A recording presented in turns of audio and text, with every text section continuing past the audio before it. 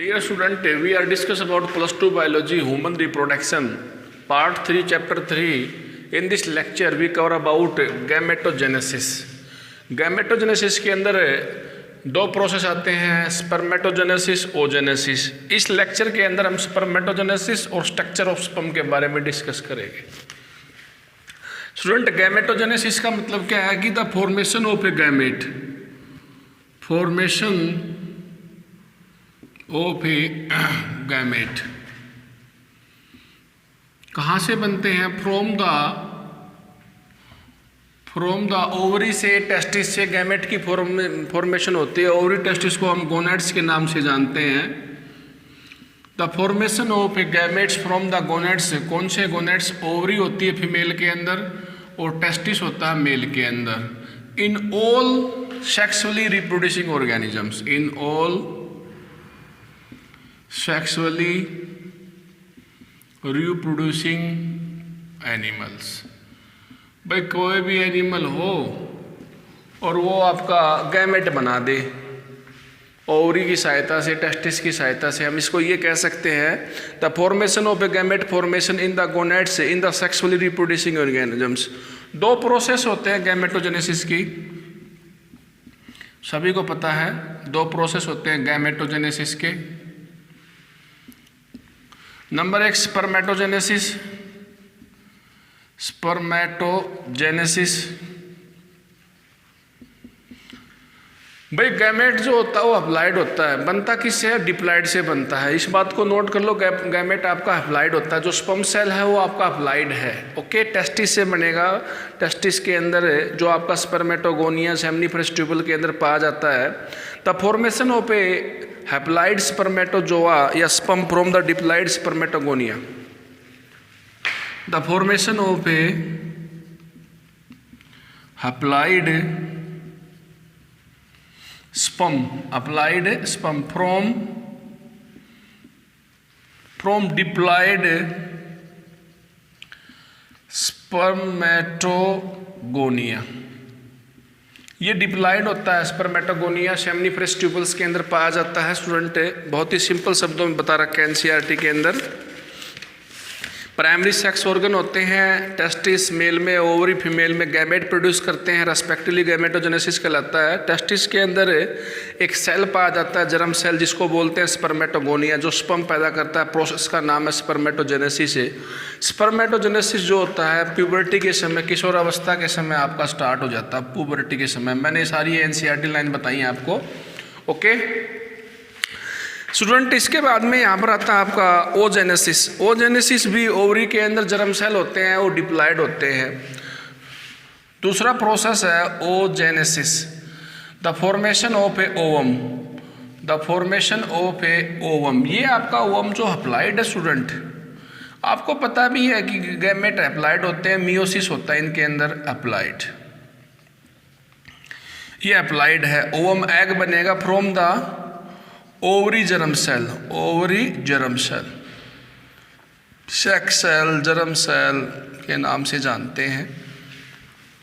ठीक है। The formation of a ovum, haploid ovum from the diploid germ cell in the ovary. ये diploid होते हैं आपके जर्म सेल जो ओवरी के अंदर पाए जाते हैं, वो डिप्लॉइड होते हैं।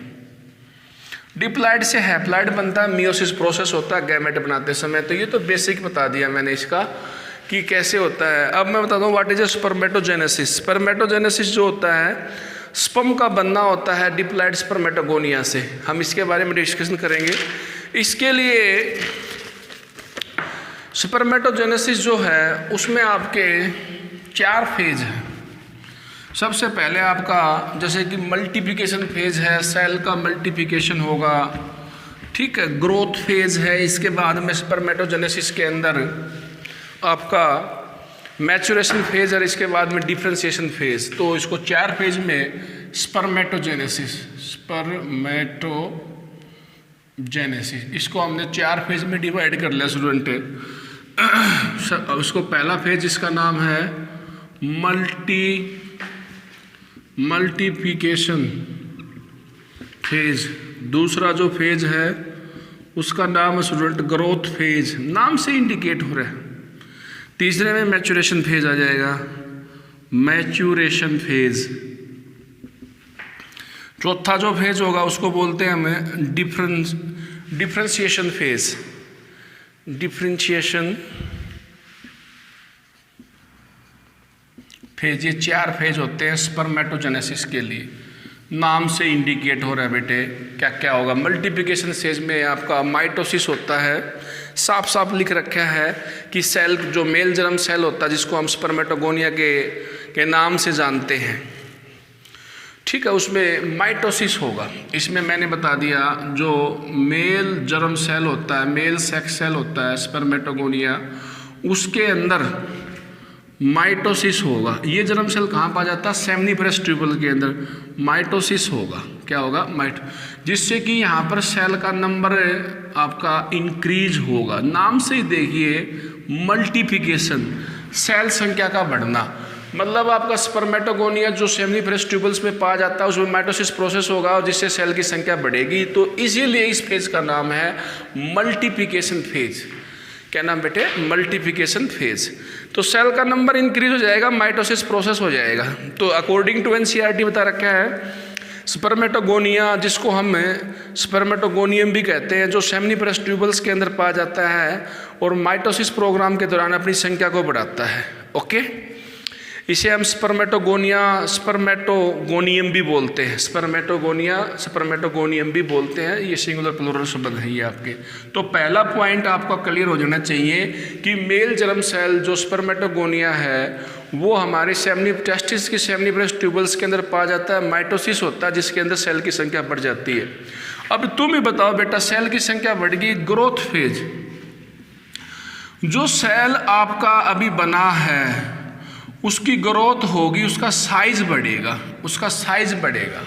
ग्रोथ फेज नाम से इंडिकेट हो रहा है कि जो स्पर्मेटोगोनिया जो आपका स्पर्म सेल था वो ग्रो करेगा, साइज में बढ़ेगा। और अब यहाँ पर स्पर्मेटोगोनिया जो है प्राइमरी स्पर्मेटोसाइट्स बनाएगा। देखिए स्पर्मेटोगोनिया जो है अब यहाँ पर प्राइमरी स्पर्मेटोसाइट बनाएगा। यहाँ पर ग्रोथ फेज के अंदर प्राइमरी स्पर्मेटोसाइट्स बन जाएगा। ओके, तो एक बार फिर देखिए ग्रोथ फेज में अकॉर्डिंग टू एनसीईआरटी कि जो स्पर्मेटोगोनिया जो होता है, स्पर्मेटोगोनियम्स डिप्लॉयड होता है, उसमें 46 क्रोमोसोम पाए जाते हैं। कुछ स्पर्मेटोगोनिया होते हैं उन्हें हम प्राइमरी स्पर्मेटोसाइट्स कहते हैं, उनमें मियोसिस होती है। उनमें क्या होती है? मियोसिस।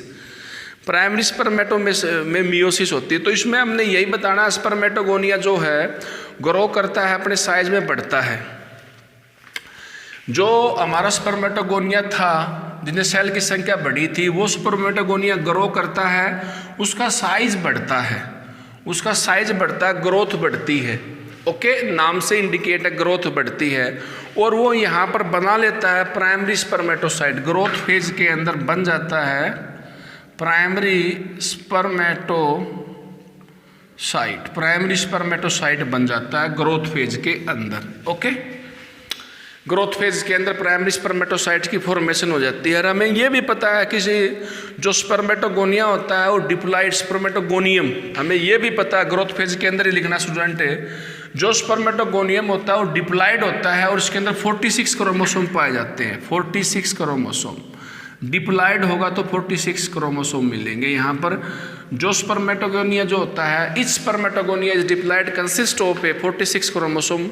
ओके, इसके बाद में बेटे में यहाँ पर है कि आपने यहाँ पर लर्न कर लिया कि स्पर्मेटोगोनिया जो है उसमें आपका यहाँ पर जो है मैच्यूरेशन फेज, क्या बताया मैंने? Maturation phase. एक फ्लो चार्ट डायग्राम बताता हूँ, इसको ध्यान से सुनना। सबसे पहले आता है आपका स्पर्मेटोगोनिया, उसमें माइटोसिस होती है तो उससे बनता है प्राइमरी स्पर्मेटोसाइट्स, उसमें मियोसिस फर्स्ट होता है, फिर मियोसिस 2 होता है। तो मियोसिस 1 होता है तो बनता है आपका प्राइमरी स्पर्मेटोसाइट, प्राइमरी से बनता है सेकेंडरी स्पर्मेटोसाइट, जिसे मियोसिस 2 के बाद मियोसिस 2 से बनता है आपका सेकेंडरी से आपका स्पर्मेटिड, और उसके बाद में डिफ्रेंसिएशन से बन जाता है आपका यहाँ पर स्पर्मेटोजोआ, जिसे स्पर्म सेल कहते हैं। क्या कहते हैं? Sperm cell, spermatozoa. फाइनली यहाँ पर स्पर्मेटोजोआ फॉर्मेशन हो जाती है, स्पर्म सेल की फॉर्मेशन हो जाती है। तो मल्टीप्लिकेशन फेज के बारे में बता दिया। अब हम बता रहे हैं मैच्यूरेशन फेज, कैसे मैच्योर होता है। हमने बता दिया कि कुछ स्पर्मेटोगोनिया है वो प्राइमरी स्पर्मेटोसाइट्स कहलाते हैं। मैंने बताया था कि कुछ स्पर्मेटोगोनिया हैं, जैसे कि आपका स्पर्मेटोगोनिया था अनुसंख्या बढ़ाया, और कुछ स्पर्मेटोगोनिया आपके प्राइमरी स्पर्मेटोसाइट्स कहलाते हैं। मैचुरेशन फेज की बात कर रहे हैं, उनके अंदर मियोसिस होती है। तो मियोसिस होती है तो primary spermatocytes completely first meiotic division formation of a 2 equal haploid cells.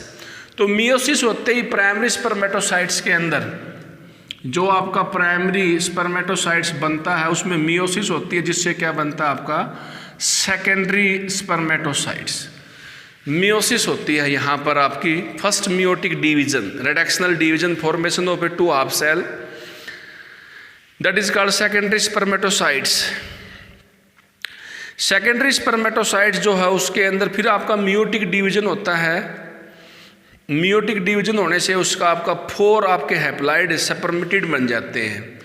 Secondary spermatocytes के अंदर मियोसिस होता है और आपके 4 आपके ये सेल बन जाते हैं, स्पर्मेटिड बन जाते हैं। इसके अंदर आपका फ्लो चार्ट डायग्राम इंपॉर्टेंट है स्टूडेंट, वो एनसीईआरटी से आप कर लेना। लास्ट में आपका आता है डिफ्रेंसिएशन फेज। डिफ्रेंसिएशन फेज में जो आपका स्पर्मेटिड बनता है लास्ट में सेकेंडरी स्पर्मेटोसाइट्स के बाद में आपका बनेगा यहाँ पर स्पर्मेटिड। स्पर्मेटिड से बनेगा आपका स्पर्मेटोजोआ, स्पर्मेटोजोआ ये बनेगा आपका, ठीक है। स्पर्मेटोजोआ को स्पर्म के नाम से हम जानते हैं। अब यहाँ पर ये बता दिया कि जो आपका स्पर्मेटिड बनता है, 4 स्पर्मेटिड बनते हैं, मियोसिस 1 होता है, मियोसिस 2 भी होता है, वो हैप्लॉइड होते हैं। तो स्पर्मेटिड जो है वो आपका स्पर्म सेल में कन्वर्ट हो जाता है, तो इसे हम स्पर्मेटोजेनेसिस कहते हैं। यही आपका प्रोसेस था, स्पर्मेटोजेनेसिस के नाम से जानते हैं इसका, इसमें चेंज होना। लेकिन यहाँ पर एक बात और बता रखिए कि स्पर्म का जो हेड होता है वो सर्टोली सेल के साथ अटैच होता है, वहाँ से वो न्यूट्रिएंट लेता है रिलीज होने से पहले। यहाँ पर फाइनली रिलीज होने से पहले वो न्यूट्रिएंट लेता है from the seminiferous tubules by the process of spermiation. Spermiation एक प्रोसेस होता है जिससे कि ये सेल न्यूट्रिएंट प्राप्त करता है। कहाँ से प्राप्त करता है बेटा? सर्टोली सेल से, उससे अटैच होता है सर्टोली सेल से, ठीक है। सारा काम ये सेमनीफरस ट्यूबल्स के अंदर ही पाया जाता है, सर्टोली सेल, लेडिक सेल। तो इसमें आपको स्पर्मेटोजेनेसिस पढ़ना है। इसके बाद में हम पढ़ने जा रहे हैं structure of a sperm. Flow chart diagram important according to NCERT, इसको आप स्टडी करें।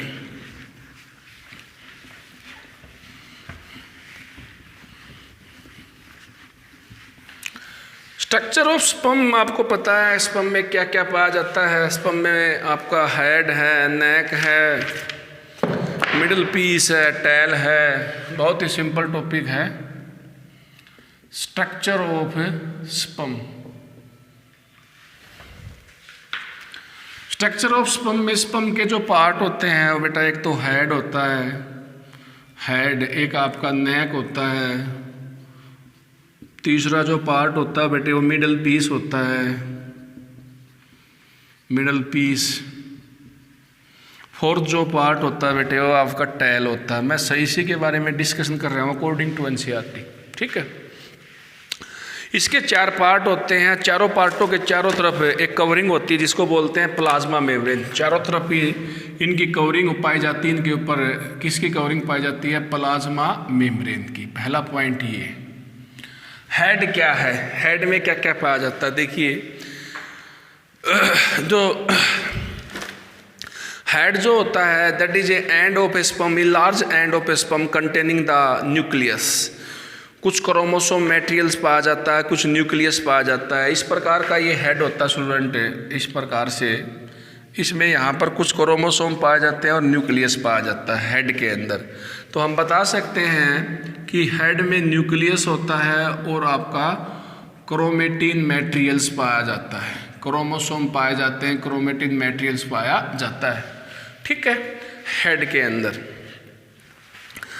ठीक है। और हेड में की टॉप के ऊपर यहाँ पर बता रखा है, यहाँ पर इन्होंने it is capped by the acrosomes. जो हेड होता है उसके ऊपर एक टॉप में एक्रोसोम होता है, एक्रोसोम में हाइड्रोलिटिक एंजाइम होते हैं, ठीक है।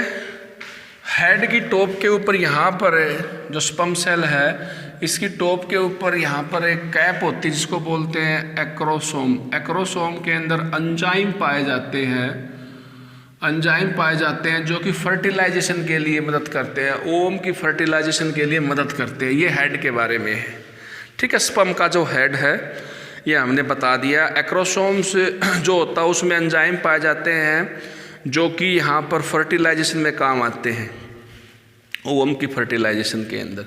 जो नेक होता है बेटा उसमें सेंट्रियोल्स होते हैं, सेंट्रियोल्स। एक आपका नज़दीक वाला होता है सेंट्रियोल्स, एक प्रोक्सिमल होता है, एक डिस्टल सेंट्रियोल्स होता है जो क्लीवेज में मदद करता है, और दूसरा जो होता है वो आपका डिस्टल वाला होता है, वो टैल के साथ जुड़ा होता है, tail connected to the tails, ठीक है। ये क्लीवेज करते हैं, तो क्लीवेज डिवीजन। और दूसरा मैंने बताया वो टैल के साथ कनेक्टेड होता है, ठीक है ना, मल्टीप्लिकेशन टाइप में क्लीवेज डिवीजन करते हैं।